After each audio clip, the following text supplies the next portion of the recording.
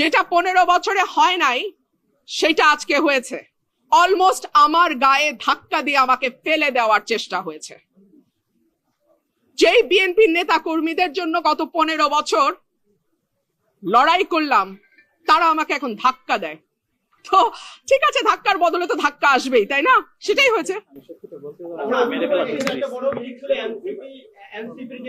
আমি অ্যাকচুয়ালি সত্যিটা বলতে গিয়ে আমাকে প্রায় মেরে ফেলার মতো একটা অ্যাটাক করা হয়েছে।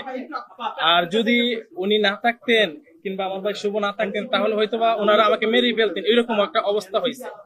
আপনারা তো সবকিছু দেখছেনই, অথচ আমার দোষ ছিল, আমি সত্যিটা বলতে গেছি।